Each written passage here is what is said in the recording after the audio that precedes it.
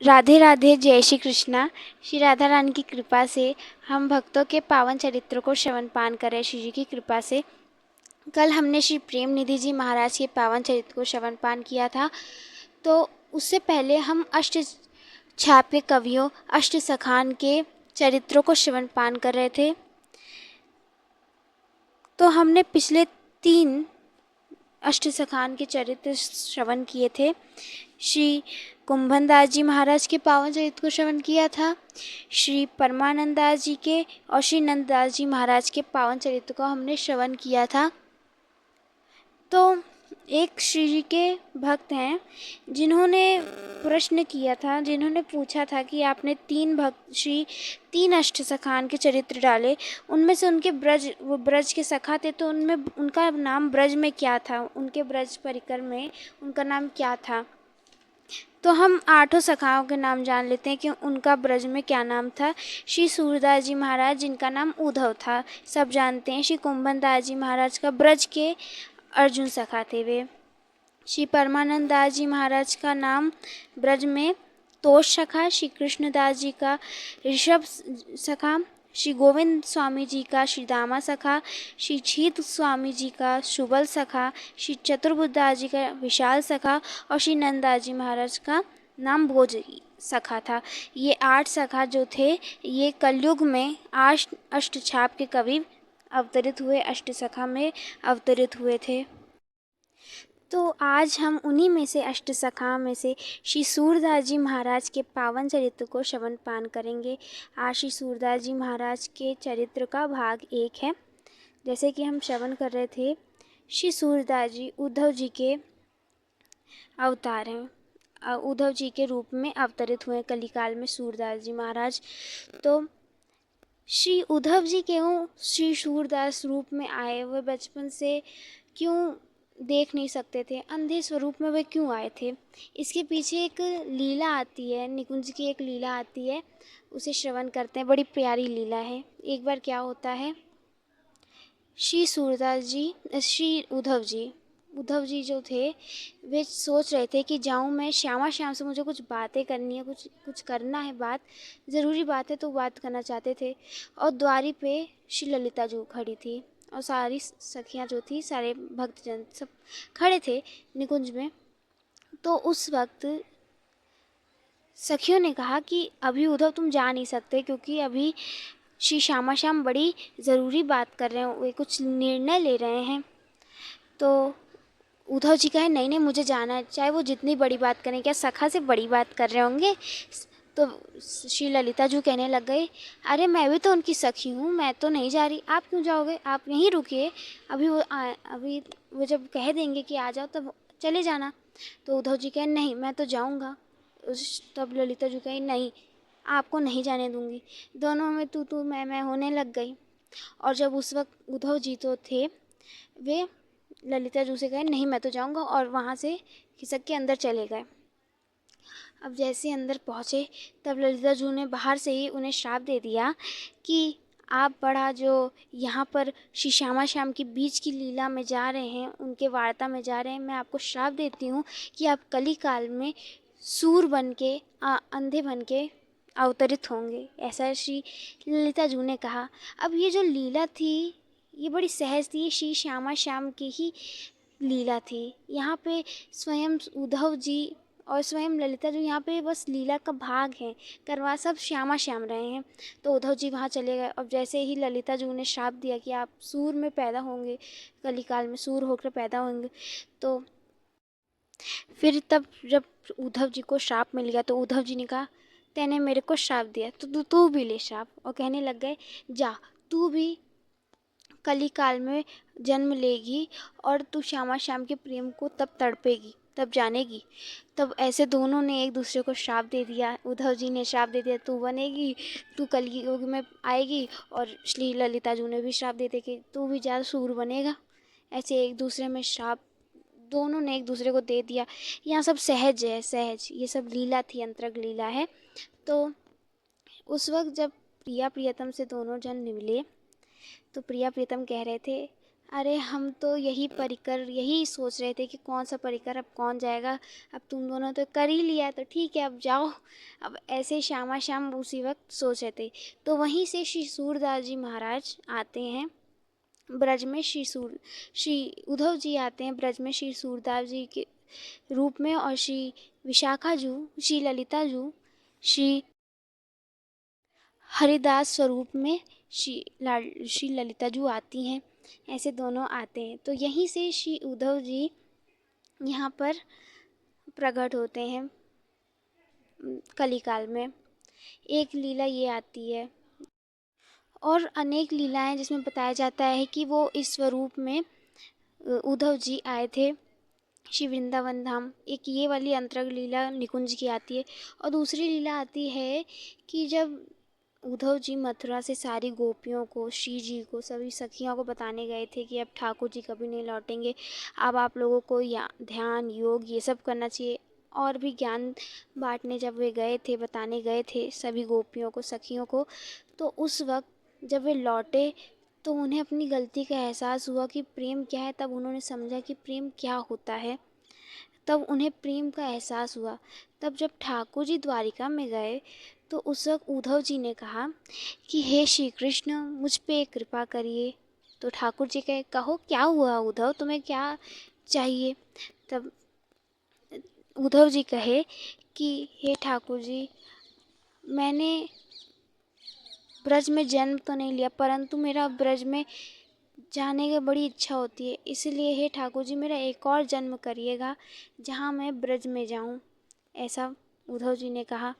तो उस वक्त तो ठाकुर जी ने कहा कि अब तो द्वापर युग ख़त्म होने वाला है, इसका अंत आने वाला है, अभी तो तुम नहीं लोगे, तुम कली काल में अवतार लेके आओगे, अवतार परिकर, मेरे परिकर बन के आओगे।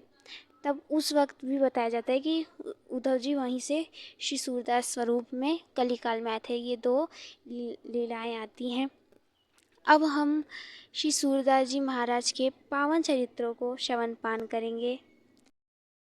तो श्री भक्तमाल जी में श्री सूरदास जी का चरित्र दिया है। श्री नाभा गोस्वामी जी ने स्वयं श्री सूरदास जी के संबंध में भक्तमाल में वर्णन करते हुए कहा है कि सूर कवित सुनी कौन कभी, जो नहीं सिर चलान करे,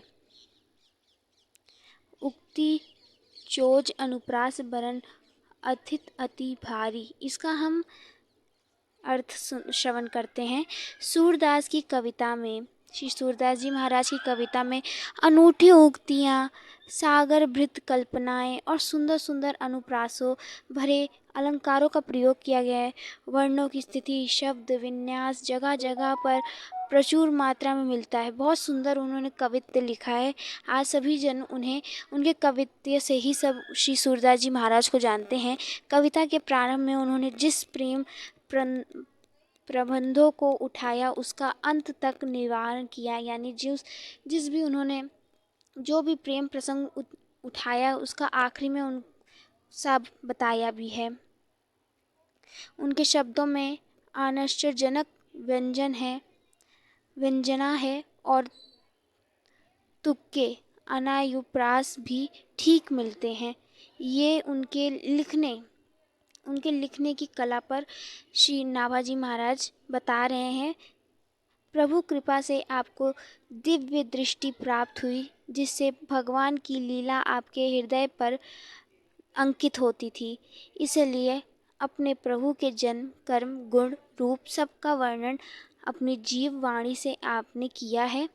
जो कोई श्री सूरदास जी द्वारा गाए हुए भगवान के गुणों को अपने कानों से सुनता भी है, उसकी बुद्धि निर्मल गुणों से युक्त हो जाती है। ऐसा शायद ही कोई जड़ व्यक्ति होगा जो श्री सूरदास जी की कविता को सुनकर प्रशंसा में सिर ना हिला सके। ऐसा श्री नाभा जी ने श्री सूरदास जी की कवित्व पर बोला है।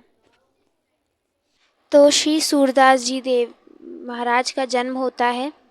वे जन्मांध थे, हम सब जानते, जन्म से अंधे थे, परंतु उनमें बड़े गुण थे। हम जानते हैं आगे उनको प्रभु कृपा भी करते हैं और उन्हें दिव्य दृष्टि देते हैं, जिससे वो प्रभु की लीलाओं में जाते भी थे, प्रभु से भेंट भी करते थे, मिलते भी थे। तो जन्म से जन्मांध थे, वे अपने माता पिता श्री के चौथे पुत्र थे। तो जब उनके माता पिता श्री ने सुना कि उनके जो पुत्र हुआ है वो जन्मांध है, तो वे परेशान हो गए कि हम पहले से इतने गरीब, ऊपर से ये अंधा पैदा हुआ है। और फिर उन्हें बहुत बुरा लगा, लेकिन क्या कर सकते हैं, अब उनका बालक था, उन्हें पालना था, तो उन्होंने बालक को बड़ा किया।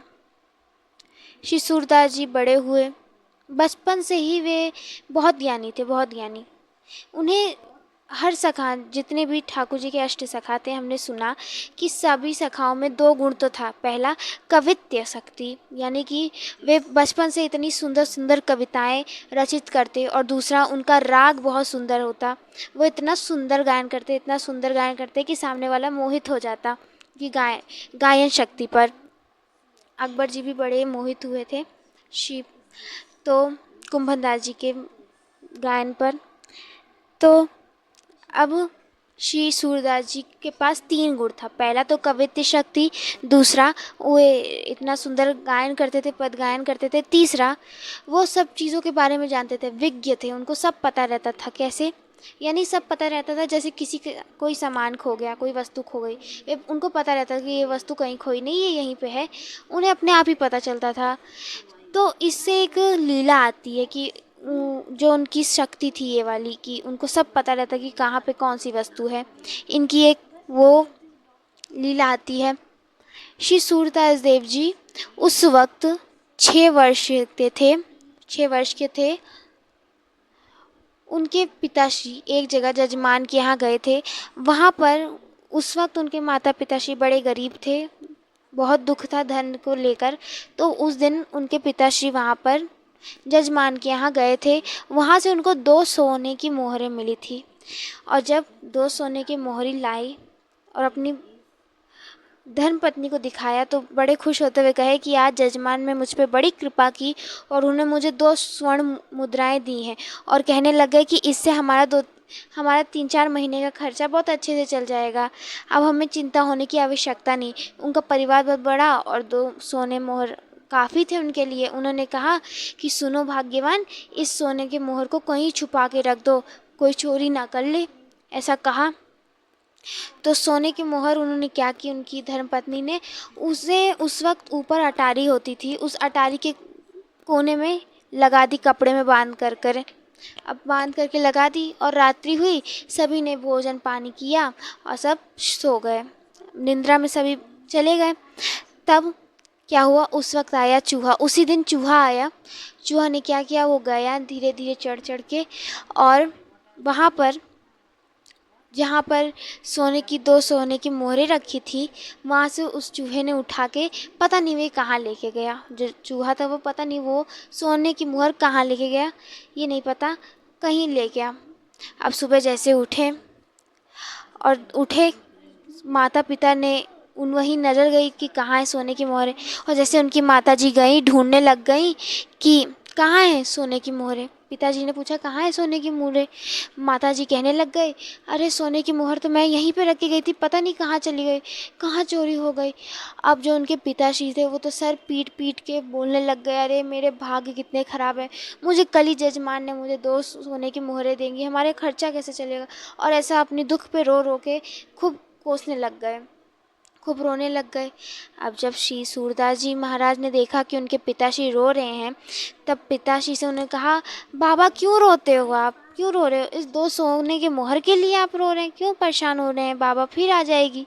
अब जैसे ही उस वक्त पहले से ही वो इतने बड़े दुखी में थे कि उनकी 2 सोने की मोहरें चली गई। अब जैसे उन्होंने सुना कि 2 सोने की, ये कह रहा है, ये हमें समझा रहा है, सूरदास जी उनको समझा रहे, तो उनके पिताश्री गुस्सा होकर कहने लग गए, तू जब से जन्म लिया है तभी से मेरे ज़िंदगी में, मेरे जीवन में इतनी कठिनाई पैदा हो गई है, और आज तू मुझे समझा रहा है मेरी 2 सोने की मोहरें चली गई, और तू मुझे समझाता है कि क्या जाता है। और इसी बात पर उनके पिताश्री, उनकी माताश्री उन्हें बहुत पीटते हैं और बुरा भला कहते हैं, अपशब्द बोलते हैं। अब ऐसे उनको बहुत मारा। अब दोनों दंपत्ति बहुत परेशान हो गए, अब क्या करें, हमारा तो पैसा चला गया, हमारे मोहरे चली गई, और कहने लगे हमारा खर्चा कैसे चलेगा, हमने ऐसा क्या अपराध किया था तो ऐसे ऐसे हो गया, और ऐसे बहुत अनेक शब्द बोलने लग गए। तब सूरदास जी कहे कि पिताश्री, मैं बता सकता हूँ कि आपकी वो 2 सोने की मोहरें कहाँ हैं, मुझे पता है कहाँ हैं। तब पिताश्री माताश्री कहीं, अरे बताओ बेटा कहाँ हैं, बताओ हमें जल्दी बताओ। माता पिता कहने लग गए, और तब सूरदास जी कहे कि नहीं, ऐसे नहीं बताऊंगा, पहले एक शर्त है तभी मैं बताऊंगा। तब माता पिता कहे, अच्छा कौन सी शर्त है तुम्हारी। तो सूरदास जी कहे, हमारी यही शर्त है कि जब मैं आपको सोने की मोहरें बता दूंगा तो आप मुझे छोड़ देंगे, मैं आप सबको छोड़ के कहीं दूर चला जाऊंगा, ऐसा कहा उन्होंने, मैं यहाँ नहीं रहूँगा। अब माता पिता ने कहा, अच्छा ठीक है, तुम हमें बता दो कहाँ है 2 सोने की मोहरें, हम तुम्हें छोड़ देंगे, तुम्हें जहाँ जाना होगा तुम चले जाना। तब सूरदास जी ने, उनको तो सब पता ही रहता था कि कहाँ है कौन सी चीज़, तो उन्होंने बताने लग गए कि यहाँ यहाँ चूहे वहाँ वस्तु को, उस 2 सोने की मोहरों को यहाँ यहाँ लेके चला गया था बिल में अपने, से बता दिया श्री सूरदास जी महाराज ने। तब माता जी को, पिताजी को वो 2 सोने की मुद्राएं मिल गई और वे बड़े खुश हुए। और तब उस वक्त श्री सूरदास जी 6 वर्ष के थे। उन्होंने उठाई अपनी लाठी और घर से बाहर जाने लग गए। अब जैसे माता पिता ने देखा कि श्री सूरदास जी यहाँ से जा रहे हैं, वो दुखी होने लग गए। माता पिता की ममता, वे दुखी होने लग गए कि सूरदास ऐसे क्यों जा रहा है, वो दुखी हो गए। उन्होंने कहा कि नहीं नहीं, हम तो तुम्हारे माता पिता हैं, तुम्हें मार देंगे तो इतनी बड़ी बात कि हम तुम्हें भला बुरा बोल देंगे, तुम ऐसे हमें छोड़ के मत जाओ, ऐसा मत करो। तब श्री सूरदास जी ने कहा, नहीं, आप अपनी शर्त का पालन नहीं कर रहे हैं, आपने कहा था कि आप मुझे छोड़ देंगे जब मैं आपको आपके 2 सोने की मोहरों का पता बता दूंगा।